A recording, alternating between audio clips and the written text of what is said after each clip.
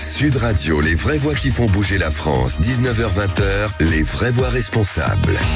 Et les vraies voix responsables ce soir s'occupent du Made in France avec Sacré Français, la référence marketing dédiée au Made in France. Cette nouvelle plateforme experte a pour mission d'accélérer la croissance des entreprises à travers la première communauté des meilleures marques françaises élues par les consommateurs. À sa tête, Olivier Robert, expert en communication et publicité, sera avec nous. Bed & Cap, excellence artisanale et engagement certifié. L'entreprise Bed & Cap est un petit fabricant français de pulls marins dans les Côtes d'Armor, pas très loin de la mer. Tiens, ils sont aujourd'hui en alerte et on est très heureux de les avoir avec nous.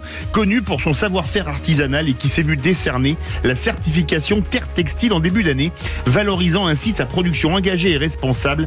Lucie Depineux, co-dirigeante de Bed & Cap, sera avec nous. Et puis Chasse d'eau rétro, le grand retour, la célèbre marque Griffon qui équipait les toilettes d'antan avec une chasse d'eau pneumatique, tente un retour sur le haut de gamme. La marque stéphanoise, reprise en 2015, a modernisé sa gamme et réhabilite ce dispositif qui se veut plus écologique. On en parlera avec François Mounier, président directeur général de Griffon. Fabriquer des produits sains, c'est bien. Le faire localement, c'est mieux. Happy Mani fabrique et distribue des produits et accessoires éco-responsables pour la salle de bain. Après 5 ans, cette jeune entreprise a gagné son pari. Aujourd'hui, 100% de ses brosses à dents écologiques sont fabriquées en Europe, dont 85% en France. Thomas Janvray, cofondateur d'Happy Mani, nous dira tout. Bienvenue dans les vraies voix responsables jusqu'à 20h. Les vraies voix Sud Radio. Et avec cette plateforme Sacré Français, une nouvelle expertise du Made in France a pour mission d'accélérer la croissance des entreprises françaises. Olivier Robert est avec nous, expert en communication et publicité et fondateur de cette plateforme. Bonsoir Olivier Bonsoir. Robert. Olivier Robert, vous êtes avec nous ? Est-ce que l'on vous entend ? Non, on ne vous entend pas. Allô Olivier Robert. Attendez, il y avait un petit, là c'est parfait. Juste un petit point, ça y est, tout va bien. Voilà, tout va bien, tout va bien.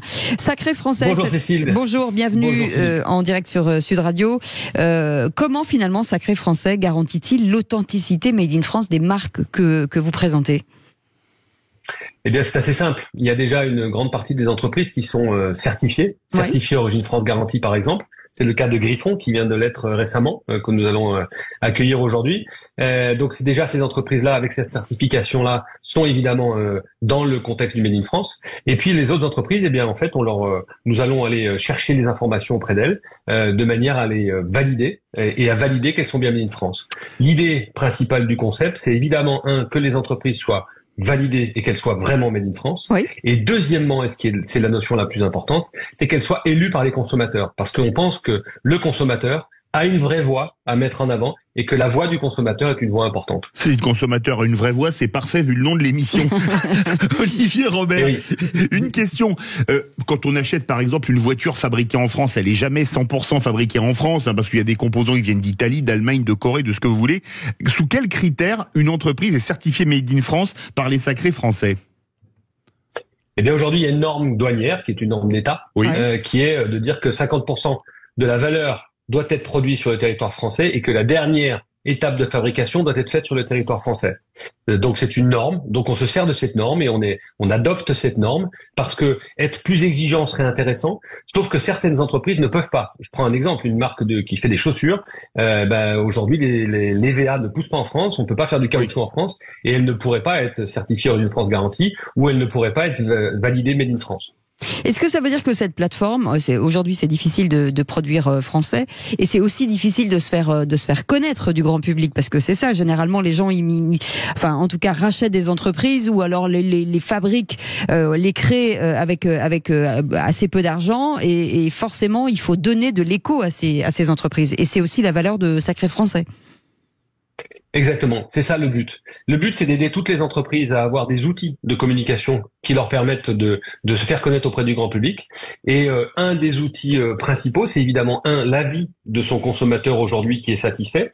Et le top du top, finalement, c'est d'avoir du bouche à oreille et de pouvoir démultiplier. Donc la plateforme Sacré Français permet aujourd'hui de viraliser en fait les avis et de faire en sorte que quelqu'un qui donnerait son avis le dise sur ses réseaux sociaux et donc aille faire rayonner en fait cette entreprise pour laquelle ils étaient satisfaits. Est-ce qu'il y a un retour de la volonté d'acheter Made in France par le consommateur final ? Très clairement.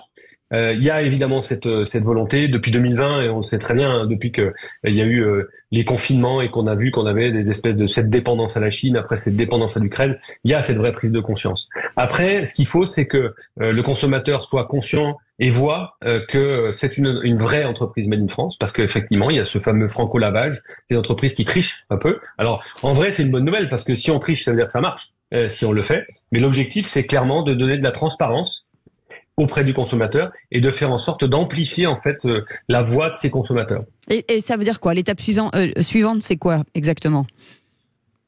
Une fois que vous avez tous ces avis, comment on exploite justement ces avis et quel est le retour finalement pour l'entreprise? Alors deux choses. Un, nous allons communiquer le label et communiquer la marque Made in Sacré Français auprès des consommateurs pour qu'ils puissent repérer que quand il y a ce logo, eh ben ils savent que cette entreprise est Made in France et élue par les consommateurs. Ça, c'est la première des choses.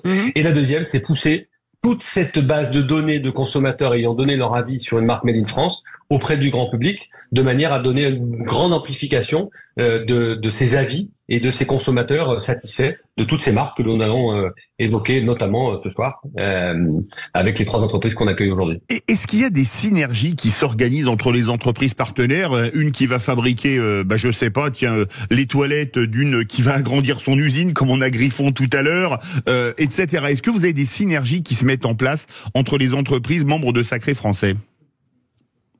Oui, énormément. Parce qu'en fait, c'est vrai que la réalité, c'est que c'était pas toujours simple de trouver des fournisseurs, de trouver des industriels qui permettent de produire la totalité d'un produit en France. Donc, et clairement, on a aujourd'hui ces synergies. On le voit beaucoup dans le textile, de plus en plus. Je travaille avec une entreprise qui s'appelle Fil Rouge, par exemple, à Marseille, qui va produire ce que je porte aujourd'hui pour d'autres entreprises et qui va permettre de faire rayonner une autre entreprise industrielle qui a exactement le même contexte et les mêmes valeurs de Made in France. Alors il y a forcément derrière ça, il y a pas mal de choses. Il y a l'emploi par exemple, le fait de dire que plus on va soutenir l'industrie française ou en tout cas les entreprises Made in France, et ben plus forcément localement on va ouvrir des postes d'emploi. Très clair. Alors l'emploi c'est très large parce que globalement effectivement déjà de créer de l'emploi c'est quelque chose de formidable. Mais ce qui est intéressant aussi c'est de créer et de faire apprendre des métiers. Globalement on s'aperçoit qu'il y a de plus en plus d'industries qui sont obligées de réintroduire des filières et de remonter des écoles de couseurs de semelles, des écoles de couturiers, des écoles qu'il n'y avait plus avant. Et donc, ça permet aussi de faire de la formation, de donner des formations à des gens qui n'en ont pas. Et donc, on parle beaucoup d'inclusivité, de tous ces éléments-là, mais globalement, en étant plus simple, c'est de dire, ça crée de l'emploi, ça fait de la formation, ça donne des métiers à des gens qui n'en avaient plus ou qui ne trouvaient plus de métiers dans leur formation. Donc, clairement, c'est une spirale ultra positive que l'on peut générer en France grâce à tout cet engouement-là. Et de la valeur aussi aux communes, parce que plus une entreprise française et des savoir-faire se visite aussi de plus en plus. Bien sûr. Et puis on voit bien que il y a cet intérêt, l'intérêt des jeunes d'ailleurs, sur visiter une usine, voir comment ça se passe. Quand on voit comment c'est construit, comment c'est fabriqué un produit, tout de suite on a envie de l'acheter. On le sait très bien. Chaque fois qu'il y a un atelier, chaque fois qu'il y a une usine, globalement, les ventes sont plus importantes. Donc le fait d'ouvrir tout ça, de le rendre visible et de le proposer à tout le monde, c'est vrai que c'est une richesse importante pour les communes. Les entreprises qui rejoignent Sacré Français, c'est plutôt des TPE, PME évidemment. Qu'est-ce que vous constatez sur leur activité? C'est de la petite industrie qui se développe ou c'est du service qui se développe? C'est quoi exactement? Alors il y a différentes typologies. Alors déjà il y a effectivement de l'industrie, il y a du service, il y a du numérique, beaucoup, parce qu'aujourd'hui globalement l'idée c'est de créer une souveraineté française. Et la souveraineté française, elle passe par l'agroalimentaire, par l'agriculture, par l'industrie, par les services, par le numérique. Donc ça, c'est globalement ultra large. Finalement. Et c'est ça qui est intéressant. Et donc ça veut dire que vous parliez de complémentarité tout à l'heure. Une industrie va trouver de l'intérêt vers une entreprise du numérique français.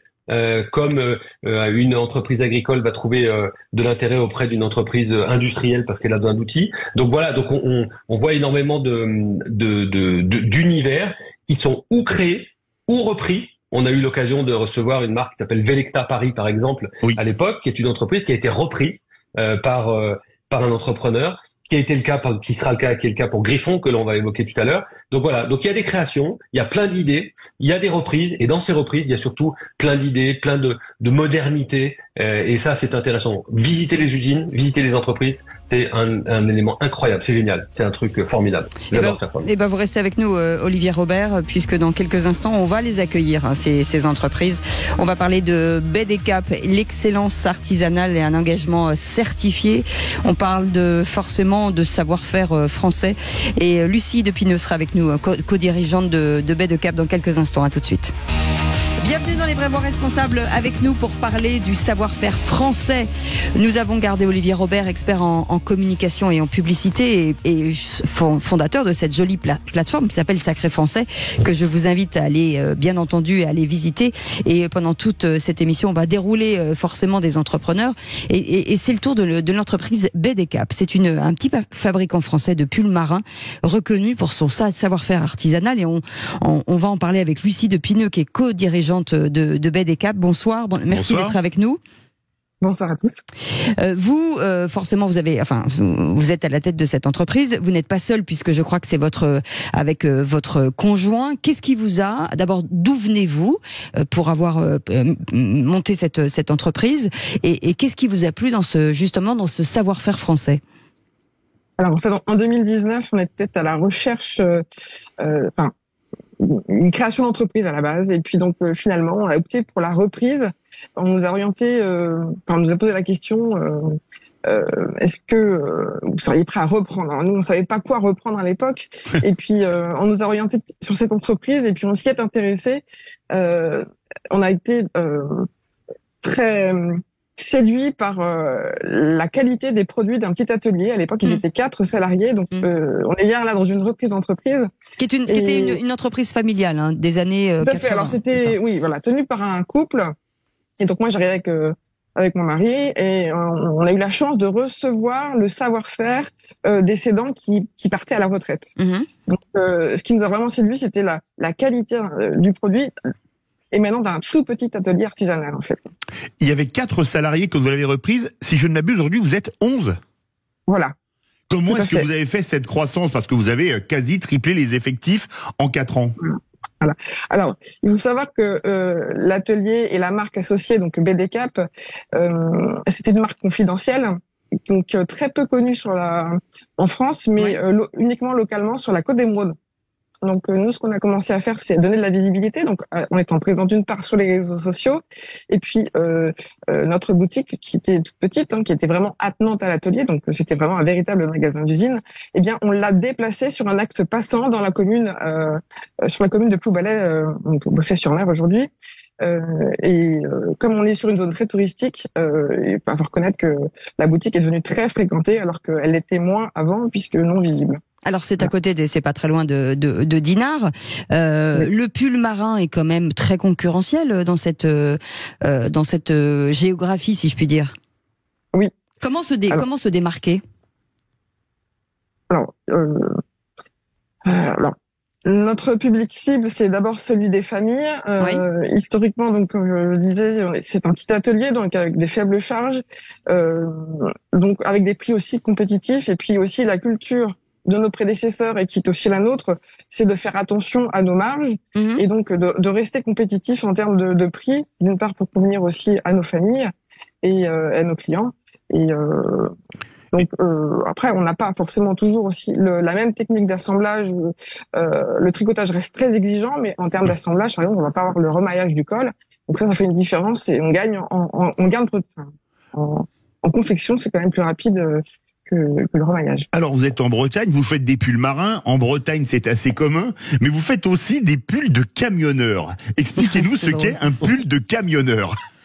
En fait, c'est le col, en fait. Le col camionneur, c'est le col qui remonte avec la fermeture éclair et qui vient cacher le cou, en fait, comme un col roulé, mais nettement plus épais. Voilà. Mais vous faites gamme homme, femme, enfant, pardon, Cécile, expliquez-nous. Tout à fait, oui. On se destine aux familles, donc on couvre effectivement les hommes, les femmes, les enfants, principalement sur le pull marin, mais comme vous disiez aussi, on fait d'autres pulls, mais cependant toujours dans la même maille typique du pull marin, la maille pleine. C'est ça qui fait la réputation aussi de notre entreprise, c'est que la maille de nos produits est robuste, résistante, voilà. Et finalement, comment vous organisez avec votre époux qui finalement s'occupe de l'atelier? J'imagine que chacun a son domaine. Ouais. Alors lui, effectivement, s'occupe de l'atelier. Il est également tricoteur, donc il participe à la production. C'est-à-dire qu'il a appris, il n'était pas du tout tricoteur quand vous avez acheté. Non, mais en 2019, il n'y avait pas encore de formation, donc en fait, on est formé sur le tas. Donc lui, il a été formé avec le Cédan, et puis en même temps, il y a les machines à tricoter qui assurent la maintenance et qui également forment. Donc les fournisseurs de machines forment les personnes qui travaillent dessus. Donc il a appris comme ça. J'ai entendu Olivier Robert qui veut réagir, et comme c'est un vieux loup de mer du Made in France, c'est logique qu'il parle des pulls marins. Olivier, forcément, on revient de ce qu'on disait tout à l'heure à l'emploi, de dire que finalement il n'y a pas de formation, donc à un moment donné, comment pérenniser ces savoir-faire, c'est difficile aussi. Oui, mais ce qui est intéressant dans le cas de BDCap, c'est justement qu'il y a une transmission qui est faite avec un couple qui arrive plus jeune, qui apprend, et donc cette transmission, elle se fait assez naturellement, et surtout qui donne un nouvel élan à cette entreprise avec des nouvelles techniques de communication, avec de l'innovation, et qui va de ce fait-là recruter, créer de l'emploi et recréer de la valeur et recréer des filières qui étaient peut-être un peu perdues, ou en tout cas qui se transmettaient de père en fils ou de mère en fille, je sais pas, mais c'est ça qui est intéressant dans ce cas de reprise d'entreprise. Oui, bien sûr. Est-ce que finalement, j'imagine, alors là vous avez un magasin, est-ce que le but aussi c'est d'exporter quelque part ce savoir-faire qui est local et ce savoir-faire français? Alors, dans un premier temps, ça va déjà être présent sur le territoire français, parce qu'on n'a qu'une seule boutique, on vend sur Internet. On a des étrangers qui commandent, évidemment, en France, pour avoir le produit aussi je parlais de la France, je parlais exporter dans d'autres régions de la France, en fait. Ah oui, d'accord, voilà, tout à fait. Très bien. Donc, petit à petit, donc on a des revendeurs qui viennent vers nous, qui souhaitent avoir des produits dans leur boutique. Voilà, et ça se fait tranquillement. Voilà. Notre priorité, c'est vrai que depuis 4 ans, c'était d'abord la transmission du savoir-faire, le développement de notre boutique principale. Donc, on va y aller petit à petit, mais c'est dans les objectifs. C'est déjà bien, c'est déjà pas mal. Mais vous avez triplé quasiment les effectifs. On en parlait il y a quelques minutes. Vous avez fait un investissement à 500 000 €, ce qui est un très bel investissement pour une TPE. Comment est-ce que vous avez réparti cet investissement entre production, nouvelle boutique, etc.?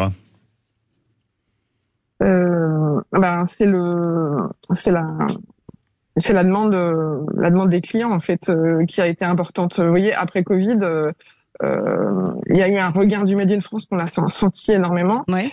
On s'est retrouvé très vite on avait plus de stock, donc il a fallu. On a accepté les commandes avec un délai de production, et en fait, voilà, on s'est fait aussi connaître à cette occasion-là. Le Covid nous a beaucoup aidés, et du coup, aujourd'hui, on continue à avoir de la demande. C'est-à-dire que maintenant la fidélité du client reste. Est-ce qu'on est aidé localement? Est-ce que finalement la commune vous aide? Est-ce que vous êtes soutenu par les pouvoirs publics d'une manière ou d'une autre, justement sur cette transmission de savoir-faire? Pour l'implantation dans la commune, on a été aidé le temps de s'organiser par rapport aux locaux, d'une part, et après la région Bretagne nous a soutenus pour investir dans des machines. Voilà. Et vous, la laine, pour faire, c'est de la laine française? Alors, pour la laine française, on a quelques modèles, effectivement, en laine française en magasin. Voilà, on est en lien avec l'entreprise Ségar-Mazurel qui nous fournit la laine. Alors, on y va doucement. Ouais. C'est pas une laine facile à tricoter, mais elle a des propriétés très intéressantes de chaleur et puis de surtout avoir un produit qui quasiment 100% français. Parce que ce qui va nous manquer aujourd'hui, c'est la filature, capable de filer un fil très très fin et très résistant pour convenir à la maille du pull marin qui est vraiment robuste et très serré. Donc voilà. Merci en tout cas. En tout cas, c'est une belle expérience et merci de pérenniser ces savoir-faire français. Lucie de Pineux, co-dirigeante avec son mari, ça s'appelle BDCap. Vous pouvez aller voir sur leur site internet. Bien entendu, vous avez envie d'un pull marin chaud et made in France. N'hésitez pas. Vous restez avec nous dans un instant. La chasse d'eau Redro eh ben c'est le grand retour. On va vous expliquer que finalement, les toilettes vont devenir une vraie pièce de déco et que c'est vraiment superbe. En plus, et made in France. Ah, c'est ça. On en parle dans un instant. À tout de suite. Les vrais voix responsables, ce soir un spécial sacré français, cette plateforme disponible bien entendu avec le début, en tout cas beaucoup d'entreprises made in France avec nous Olivier Robert pour en parler, le fondateur de cette belle plateforme qui nous propose forcément des acteurs de ce made in France. Et pendant plus d'un siècle, on a tiré donc la chasse d'eau ou actionné un dispositif hydropneumatique dans les toilettes. La marque stéphanoise Griffon avait construit sa réputation sur ce système depuis 1950. On va en parler avec François Mounier, président directeur général de Griffon. Bonsoir. Merci d'être avec nous. Peut-être un petit mot avec vous, Olivier Robert, sur cette entreprise étonnante, l'entreprise Griffon. Ah oui, alors ça c'est formidable, c'est des belles surprises parce que c'est des entreprises historiques françaises, plus de 70 ans. Il y a énormément de gens qui vont peut-être se rappeler d'avoir actionné ce fameux petit levier dans des toilettes publiques et diverses et variées, même dans des grandes structures. Exactement. Et donc et surtout la capacité qu'ont eu François Mounier principalement dans la reprise de cette entreprise, c'est d'en faire un objet, d'en faire un objet de décoration et il y a même une petite anecdote intéressante, c'est que globalement maintenant, si vous achetez un toilette Griffon et que vous le mettez dans votre maison, si vous déménagez et que vous la vendez, vous pouvez déménager avec votre toilette parce que finalement on n'a jamais pensé à ça, mais cet objet est devenu tellement beau que globalement pourquoi le laisser et pourquoi pas l'emmener avec soi comme ses meubles et le reste de sa maison. Voilà, donc ce sont des belles surprises. Des belles surprises. François Mounier est avec nous, président directeur général de Griffon. Merci d'être avec nous en direct. Cette entreprise, c'est d'abord un héritage de 70 ans d'histoire. Oui, effectivement, on a pu reprendre la société Griffon il y a quelques années avec la bienveillance de la famille Griffon. Donc c'est une entreprise qui a eu son heure de gloire et qui a vendu des centaines de milliers de toilettes. Ils étaient installés dans les écoles, dans beaucoup d'endroits. Oui. Et comme beaucoup de petites PME comme ça locales, ces entreprises étaient tombées dans l'oubli et peinaient à repartir. Et donc on est, en tant qu'amoureux du patrimoine industriel stéphanois, par hasard, en embauchant un ancien soudeur qui travaillait chez Griffon, je me suis intéressé à cette société. Et je me suis mis en relation avec la famille Griffon, avec le projet de pouvoir la relancer, la reprendre et de la redynamiser. Alors François Mounier, on va rappeler pour nos auditeurs, c'était les toilettes avec la chasse d'eau qui étaient séparées en hauteur, collées au mur, avec une orientation verticale. Qu'est-ce que c'est qu'une chasse d'eau hydropneumatique? Expliquez-nous. J'ai expliqué pour l'aspect esthétique déjà. Voilà, donc un toilette Griffon, c'est assez simple, c'est facilement reconnaissable. C'est un réservoir d'eau qui est à peu près de la taille d'un extincteur, qui est fixé au mur. Il y a un tuyau de chute en inox brossé qui vient connecter cette réserve d'eau à la cuvette, qui elle-même a un abattant. Et donc cette réserve d'eau est en couleur. Donc il y a tout un habillage en inox, en laiton chromé. Enfin, c'est un produit qui est assemblé avec plus de 90 composants. Et la grande particularité du toilette Griffon, c'est qu'elle utilise c'était l'invention de Monsieur Griffon. On a optimisé, amélioré le produit, mais on n'a rien inventé de plus, qui était de profiter quand vous ouvrez vos robinets, vous avez la pression du réseau 3 bars, c'est de bénéficier en fait de cette pression du réseau pour comprimer cette réserve d'air et utiliser le toilette en actionnant la manette avec le débit dont on a besoin et avec un effet de chasse qui est très efficace pour l'usage des toilettes Griffon. Avec une économie. 100%. Ouais, avec une belle économie d'eau à la clé, voilà, en fonction des usages, jusqu'à 60-70%. 100% des autres toilettes fonctionnent par gravité. Vous avez 2 boutons, une réserve d'eau et vous versez ou 6 litres ou 8 litres ou 10 litres d'eau. Et donc tout le côté innovant du produit est le fait de bénéficier de cette énergie gratuite pour faire de l'économie d'eau. Alors on le trouvait dans ce toilette, on le trouvait dans certains palaces. Oui, effectivement. Alors c'est assez incroyable parce que on n'arrive même pas non plus à réimaginer l'ensemble des usages et tous les lieux où étaient installés les toilettes Griffon, dans certains bateaux, dans des lieux vraiment les plus atypiques. L'hôtel Georges V à Paris, par exemple.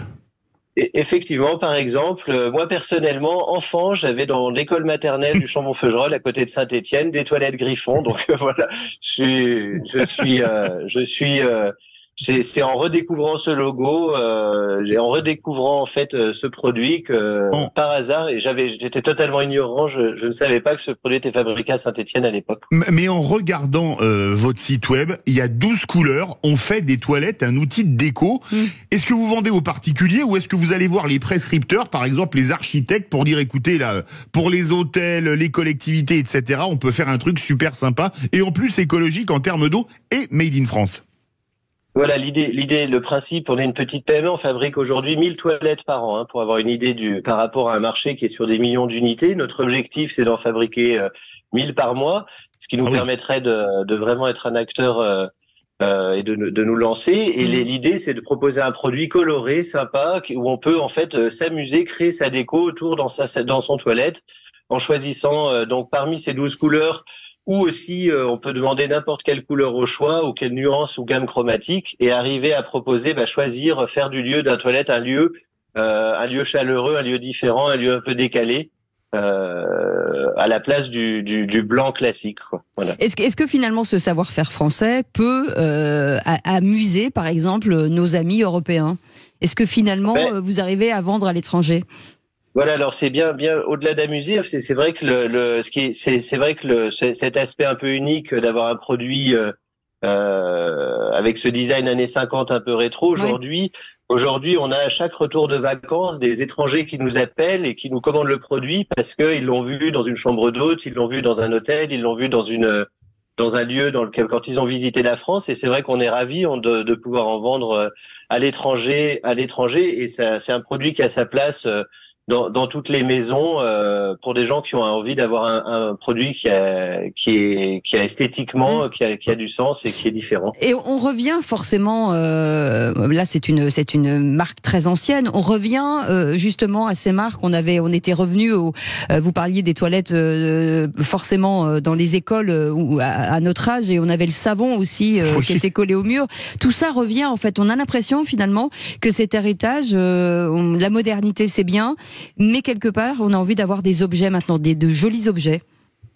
C'est ça, c'est-à-dire que nous, Stéphanois, avec l'héritage de Manu France, des mines, de l'industrie, on est habité par ces produits-là. Alors c'est vrai qu'on a vu disparaître beaucoup de marques, en particulier de marques de cycle et autres, et il s'avère que Manu France à Saint-Étienne. Voilà, exactement. Et le sort de Griffon aurait pu être le même. Et aujourd'hui, pour nous, c'est un vrai challenge. La société est pas encore totalement viable, et c'est un vrai challenge d'arriver à la sauver pour que ces marques qui avaient toute une histoire tombent pas dans l'oubli.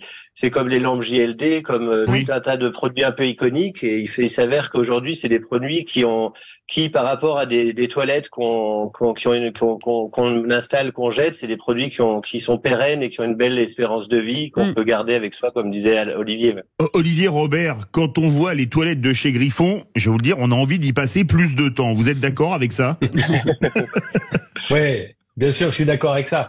Je suis d'accord. Il y a un élément que je voudrais rajouter, c'est que dans les valeurs du Made in France, il y a aussi toutes ces notions d'empreinte carbone, de circuit court, toutes ces valeurs écologiques. Et globalement, cette innovation, c'est une innovation, non seulement c'est beau, mais en plus, il y a une vraie innovation écologique derrière. François a été presque humble sur ce qu'il disait, puisque globalement, quand on sait aujourd'hui qu'on va consommer entre 60 et 70% moins d'eau pour la même chose, quand on utilise un toilette Griffon, c'est une vraie innovation de rupture aujourd'hui dans un univers qui ne l'est pas. Oui, ça va dans le sens de l'histoire. Donc c'est intéressant. Oui. Exactement. Ce qui est intéressant à ce sujet, c'est qu'on essaye aujourd'hui, on s'appuie sur plein de sous-traitants industriels. Au niveau de la manette, il y a un tout petit ressort qui est fabriqué chez Nova Ressort, donc c'est une pièce qui pèse quelques grammes, mais l'ensemble de tous les composants, en fait, on s'est attaché depuis le début dans la conception du produit de tout fabriquer localement. Et on s'appuie sur en fait tout le savoir-faire industriel local et français pour ça. Juste un petit mot sur le prix, parce que c'est intéressant aussi de savoir combien ça coûte en moyenne. Voilà. Alors souvent j'ai l'habitude, le prix c'est environ 1500 €, et j'ai environ dire que c'est le prix d'un téléphone haut de gamme, sauf qu'on le garde toute sa vie, quoi. Voilà, c'est ça. Ah oui. Ouais. Et comme le téléphone, on s'en sert toute la journée. Voilà, Merci. mais voilà, exactement. Et dans les deux cas, c'est parfois urgent de s'en servir. Merci beaucoup François Mounier d'avoir été avec nous, président directeur général. Ça s'appelle Griffon. Allez voir sur leur site internet. C'est vraiment un bel objet, en tout cas à découvrir ou à redécouvrir. Vous restez avec nous dans un instant, la suite de ces vrais voix responsables, et on reviendra sur des produits plutôt sains faits localement. Ça s'appelle Happy Mani, des jolies brosses à dents 100% françaises. À tout de suite. Sud Radio, les vraies voix qui font bouger la France, 19h-20h, les vraies voix responsables.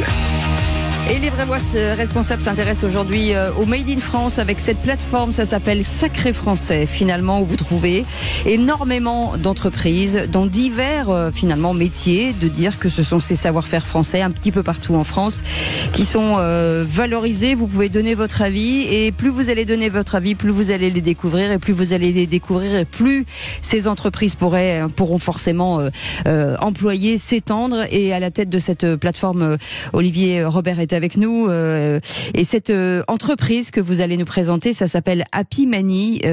Olivier Robert, c'est pareil, ça c'est une idée ingénieuse. Il y avait un pari énorme à la base, et ben ils ont réussi leur pari aujourd'hui. Exactement. C'est vrai que ce sont des entreprises. Alors voilà, on parlait tout à l'heure de reprise d'entreprise, mais d'innovation. C'est de l'innovation, et cette innovation, elle est vraiment au service aussi de ces notions écologiques dont on parlait tout à l'heure, qui sont importantes aujourd'hui dans les valeurs que les gens ont envie d'entendre, ont envie dans leur consommation, de pouvoir avoir des produits qui sont sains, le recyclage, l'économie circulaire. Tous ces éléments-là sont des éléments importants, et c'est exactement ce que porte cette entreprise aujourd'hui. En tout cas, vous connaissez peut-être cette entreprise qui s'appelait en tout cas J'aime mes dents, et j'adore ça s'appelle Happy Mani aujourd'hui. Thomas, je vous trouve très incisive. Thomas Jeanvray, cofondateur, est avec nous. Ils ont les dents longues. Ils ont beaucoup d'humour en tout cas, parce que si vous regardez sur leur site internet, on sent qu'il y a de la fidélité et de l'amitié entre eux. En tout cas, Thomas Jeanvray est avec nous, cofondateur. Bonsoir, merci d'être avec nous.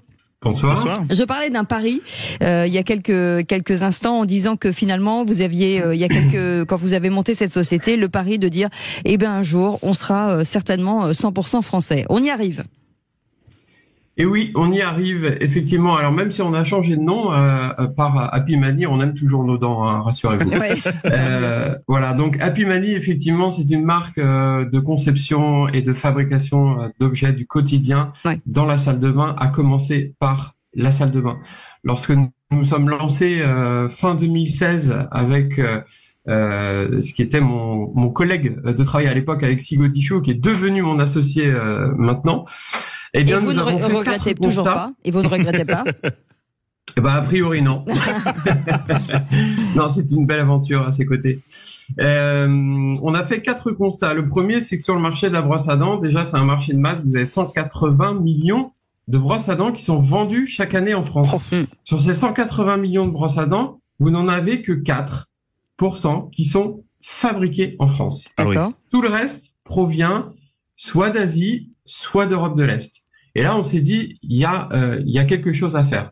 Le deuxième constat qu'on a fait sur ces brosses à dents, c'est qu'elles étaient toutes en plastique, bimatière, voire trimatière. Très très peu de brosses à dents écologiques ou responsables. Donc là, on s'est dit, tiens, il y a aussi quelque chose à faire. Et le troisième constat qu'on a fait, c'est qu'en fait, l'UFSBD, l'Union française de la santé bucco-dentaire, et les dentistes s'accordent pour dire qu'il faut changer sa brosse à dents une fois tous les 3 mois. Or, en France, donc ça veut dire en consommer 4 par an. Et aujourd'hui, on est plus proche des 2,3 brosses à dents par Français. D'accord. Et donc ça, ce sont...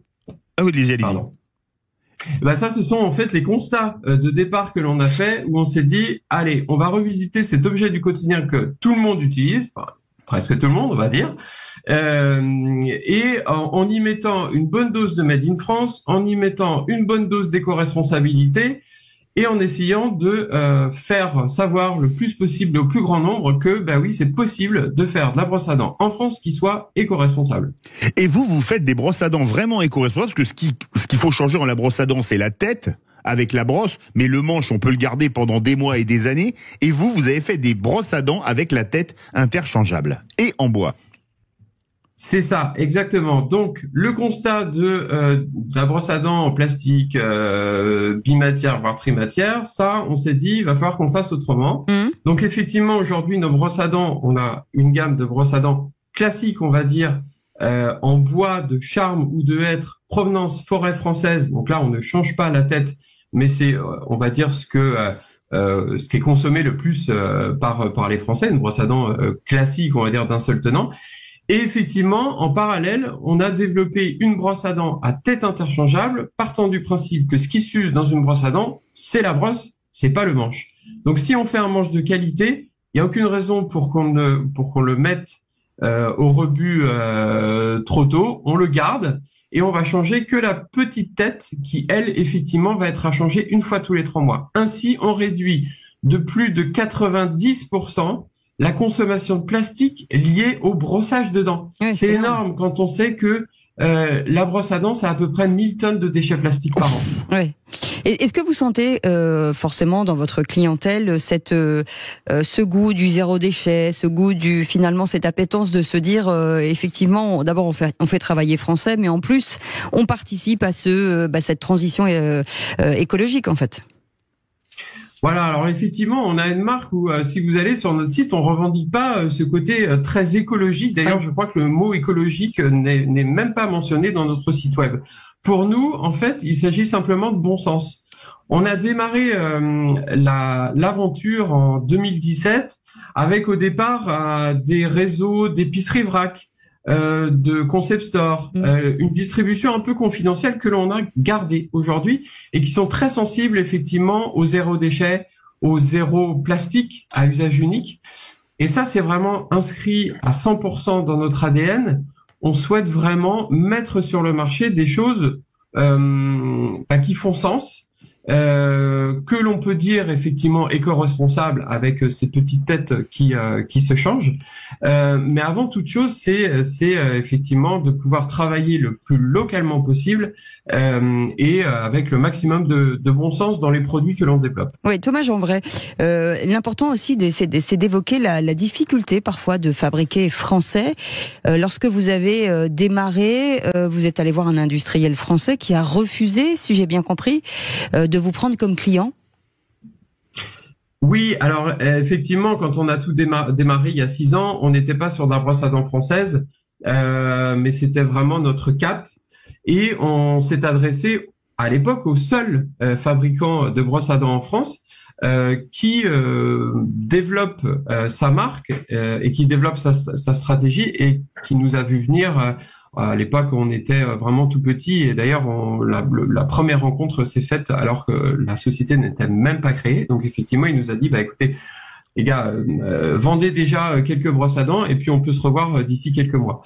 En fait, voilà, on s'est dit qu'il y avait vraiment de la place pour plusieurs acteurs sur la brosse à dents, puisque comme j'ai dit tout à l'heure, vous n'avez que 4% des brosses à dents qui sont vendues en France, qui sont réellement fabriquées. Donc, l'idée, évidemment, c'est de pouvoir faire grossir ces 4% à 5, à 6, à 10, à 15%. Oui. Avec ce confrère de la brosse à dents. Mais vous faites pas que de la brosse à dents, la brosse à dents, vous faites plein d'autres choses, la brosse à cheveux, etc. Racontez-nous. Oui, alors effectivement, quand on a démarré le premier produit, donc brosse à dents, on a enrichi la gamme avec un dentifrice. Pourquoi ? Parce que quand vous êtes une marque, vous êtes obligé, pour vous faire référencer auprès d'un réseau de distributeurs ou de magasins indépendants, de développer une gamme.